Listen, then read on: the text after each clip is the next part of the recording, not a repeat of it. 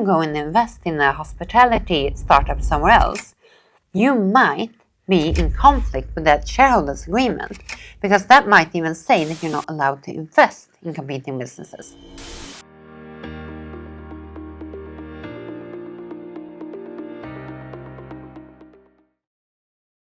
Welcome back, our business law fam. We're here at our 4th episode about how to become an angel investor.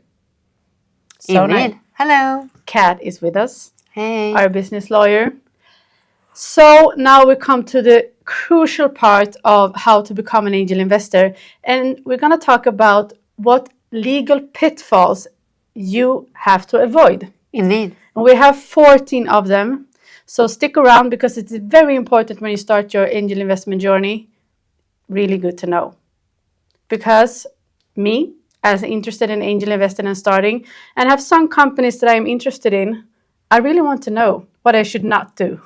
Well, I've been working both as a business lawyer and doing my own angel investment. So these are based on real life mistakes. Yes, and that's what we want to hear. Yeah, I know. And I mean, as I admitted on the first episode, I completely fall in love with founders. My first angel investment was by chance. I met an angel investor who needed some legal advice. He started telling me about his journey. He had worked on Lehman Brothers in finance, realized that was not worth living. He moved to Sweden. He started meeting founders who want to do sustainable things, and he talked about this dream life where he advised these amazing young founders, and he wanted to make a difference in the world, and he was so alive. I mean, how could you not fall in How love with it? could you not? Oh. And in that situation, everything's possible. Yeah. Everything from making an impact to making money. And that is where we come in. Yeah. Because shit can happen. Shit does happen. And there are a lot of fallouts within the startup world. People not even talking to each other anymore, fighting over money, disputes, or just losing their investment without a good reason. So we're here to kind of tell you about it so you don't have to make the mistakes yourself. And it will help you as a founder as well to hear them. That's good. So we're going to start out with the first pitfall. What should we think of then? Well, the first one will be rather obvious.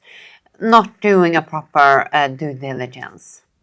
Doing the checks and balances. Yes, very important. Very important. Angel investor, know that you're getting in the game very early. So you will not be able to do a proper full-on due diligence. You will not be able to see all of the documentation because they will not exist.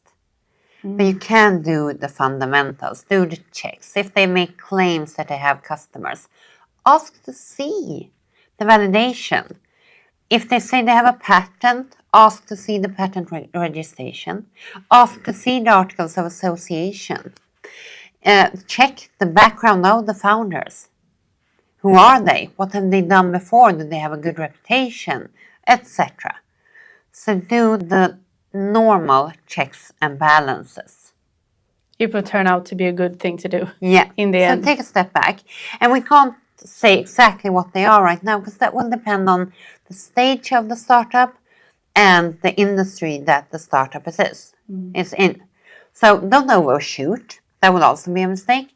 But don't undershoot. Okay.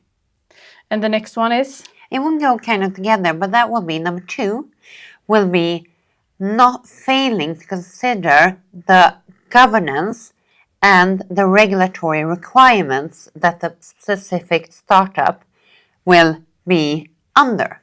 Because that can kill a startup. Can you give me an example? Well, you mentioned that you had an example where you were looking at a food tech startup. Yeah. Yeah. So what if it claims that it makes the monies based on AI doing some kind of analysis of everybody within a region so that it can custom make exactly what they want and what they need, even based on allergies, etc., without even communicating with them?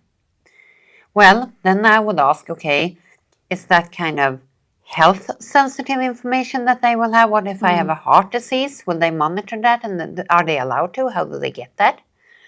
Is it GDPR or other data protection regulation? How do they know where I live? How do they know that I like to drink a big cup of black Starbucks every morning?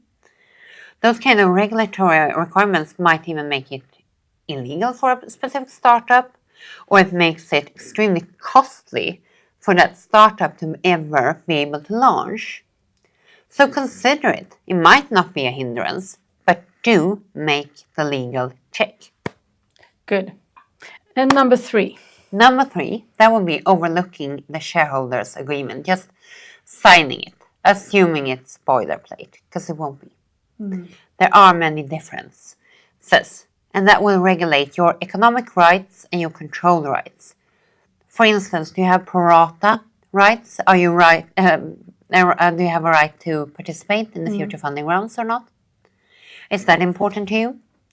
Do you have a right to a board position? You could in the beginning, because in the beginning you might be the only angel investor, you might carry the company, but you shouldn't expect that later.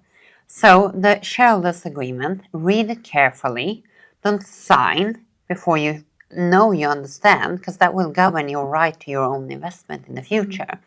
And my recommendation is take legal advice. Yes, good one. And that heads to number 4. What is that? That would be, it can be in the shareholders agreement somewhere else, but typically in the shareholders agreement, that you as an angel investor sign a non-compete. And if you're a passive angel investor, like in your example, you come from real estate, you want to invest in food tech. Why should you sign a non-compete in that food tech? Imagine that will cover all of the hospitality industry, because that delivers food in some way or delivers takeaways. Then, if you go and invest in a hospitality startup somewhere else, you might be in conflict with that shareholders agreement, because that might even say that you're not allowed to invest in competing businesses. Okay. So it can be really broadly defined, and really broadly what type of activities you're not allowed to do. And as an angel investor, if you're passive, I would say make sure you have a carve out. So the founders should absolutely have one. It would be a legal mistake not to have them under a non-compete. But you, as a passive investor, should not accept it. Okay. But again, in your example, you being in real estate, wanting to invest in that food tech, if they say, please come on our board of directors, be involved in our strategy, be active, what you say, then it might be reasonable. Yeah. So it depends on your role. Yeah, and how much you're willing to give. Yeah, how involved are you? How much confidential information will you get? How much can you hurt the company?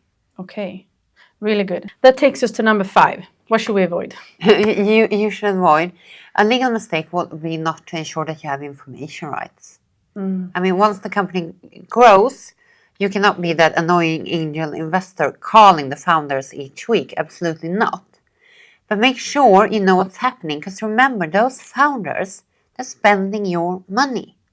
So you need some kind of information in the beginning, what's happening. How's the budget? Are they really following it? What's happening, etc.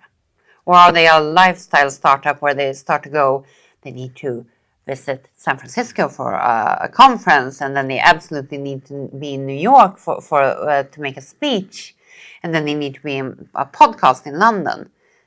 And that's your money traveling around. Is that really the best for the startup? So make sure you know what's going on with the budget. Okay, that's good. Yeah. So number 6 then. Number 6, that will be signing too far-reaching clauses for liquidated damages. And liquidated damages, that is whenever you commit a breach in relation to shareholders agreement or NDA, non-disclosure agreement, they do not have to prove any damages. You still need to pay that amount, that liquidated damages. So make sure you don't accept them. My baseline is never to accept sign liquidated damages. Perhaps in some really extreme example where I know I can control if I commit a breach or not, there's something super proprietary secret, something that I get my hands on. But otherwise, I say don't sign it. Don't sign it. It's too much of a risk. Yeah. So number 7, what is that? Number 7 of the legal mistakes will be believing that the shareholders agreement that you sign will last forever. Okay, and how do I not? It don't. Well, two ways. Number one, typically in the shareholders agreement that you do sign, there will be an amendment clause. So that will say that 75% and the positive vote of the founders will have a right to amend the shareholders agreement. So even if you say no, they can, or 95%, I don't know. But typically there will be a clause. And also, if a venture capital comes in, they will look at your shareholders agreement and say, brilliant. Now, this is the shareholders agreement we'll use. And then you will be forced to sign it if you want the investment in its venture capital. You will want it, most likely. Yeah, because it's often a lot of money, right? Yeah. So expect that even if you're a super important angel investor in the beginning, once the VC comes in, you will only be a passive minority holder. Okay. So be realistic about that. Don't be sad or shocked about it. And that takes us to number 8. Number 8 will be not really fully understanding the investment vehicle offered. Because it can be directly new share issue, that's shares. It can be a promise, a safe, a simple agreement for future shares. You invest now and you get your shares later. It can be a convertible, a hybrid, a loan today that will convert into shares according to certain triggers in the future. So make sure you understand what type of investment structure, and this is also one of those get legal help, because not all of them are created equal, and you need to make sure you understand what the conversion terms and conditions are for you, because there can be tremendous legal mistakes if you don't. Yeah, and you really want to avoid that. Really, really, really. In particular, if you hit it big. What if you invest in that unicorn and it turns out you didn't even have a right to convert into shares because the agreement you signed said that only the company and the founders had a right to decide that you were going to convert?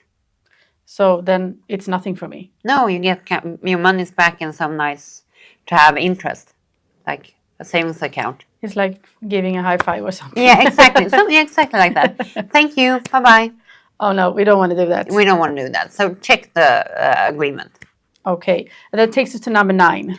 Number 9, that will actually be talking too much.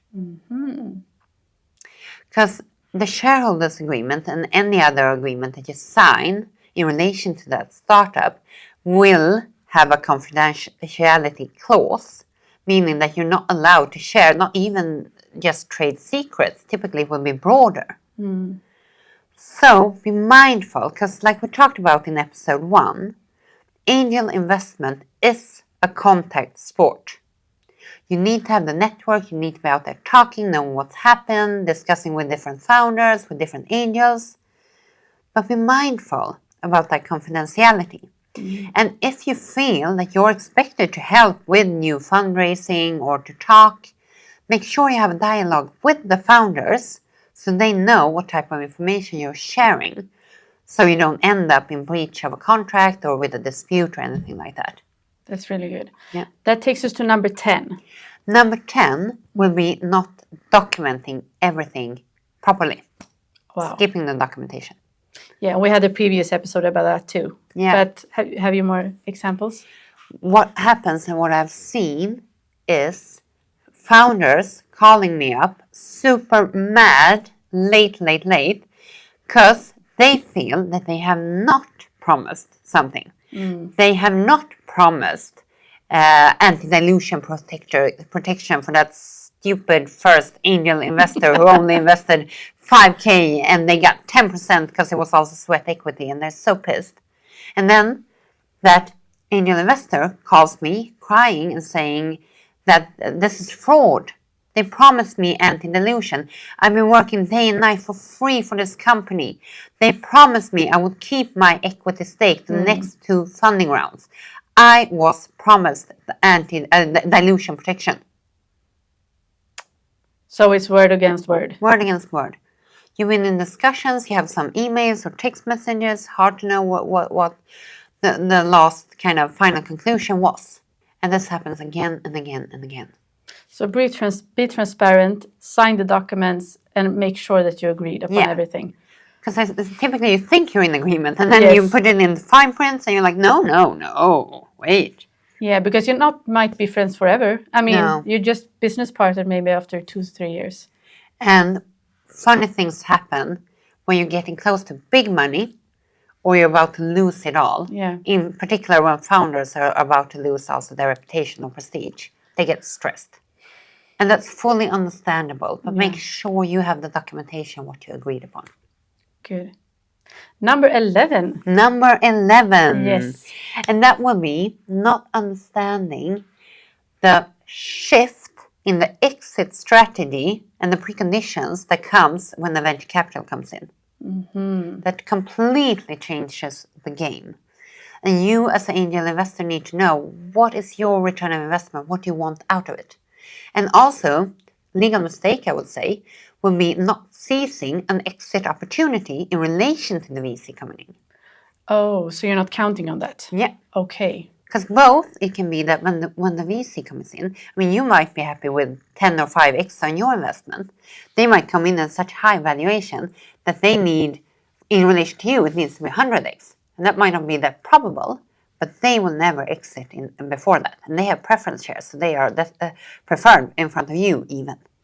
So you need to understand that the name of the game will change, but you also need to know that when they come in, that can be an opportunity for you to exit if you don't want to wait and take that big opportunity. You want to bring home the monies. You're happy. You're happy. Yeah. And what you should also know then will be the valuation that they enter into. Expect that if you want to sell secondaries, there might be a discount on that. So don't expect to get exactly the same valuation. But typically, you will be very happy if they offer exit event because they kind of want to grow their ownership stake, and they want to clean the cap table. So a mistake would be not failing to take the opportunity if you want it, and not realizing the shift in the game that happens once you bring on VC, both in how the return rate, what's the valuation, how the exit will look, if it ever happens. But also that they might have preference shares, they might have anti-dilution protection, many other things that kind of will push your rights down. Okay, so be prepared. Know what's happening. Know what's happening. That's really good. That takes us to number 12. Number 12. That will be overpaying for your shares. Ouch. I don't want to do that. No. So how do I not do that? Well, that goes back to understanding the cap table and asking for the fully diluted information also. Because you should not calculate the valuation and your ownership stake only on what's currently having been issued shares. Also, promises for future equity. So it can be that the startup has a safe, it can be a convertible, and it can be employee stock options or options to other people or warrants. So make sure to calculate on a fully diluted basis so you don't overpay. Remember that. Number 13. That will be accepting a board position, feeling like, wow, we're talking about your food tech, you come from real estate, and your first angel investment, you get a board position. Yes. Wow. And it's a great honor. It's prestige, it's a legal position, it's fantastic. But it comes with legal obligations, requirements, liabilities. So make sure you understand that you will have, depending on the jurisdiction, fiduciary duties to safeguard the company and the shareholder collective's interest.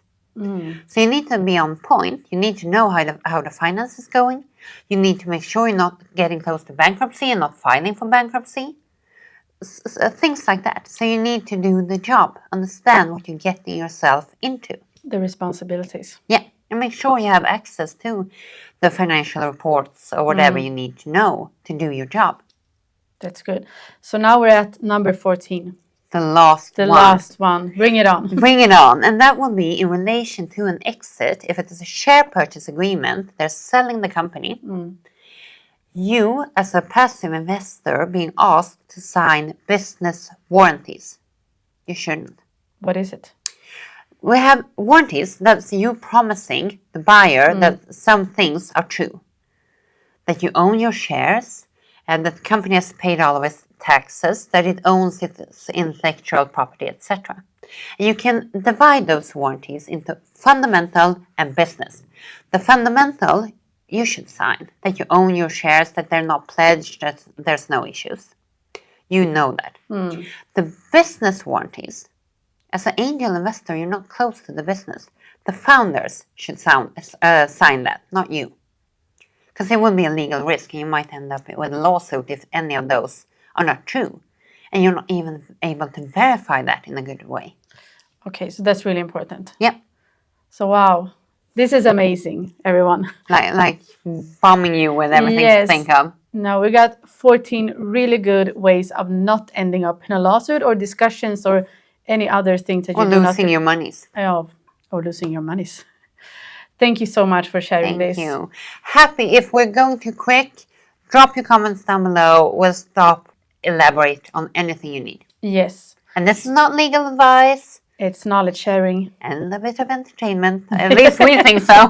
we love the startup world. We do. And please, if there's anything you want to know, just drop a comment down below.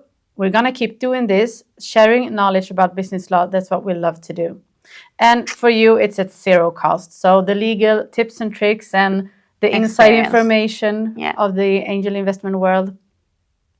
Wow. Thank you. Lovely. So, until next time. Take care. Hej då. Hej då.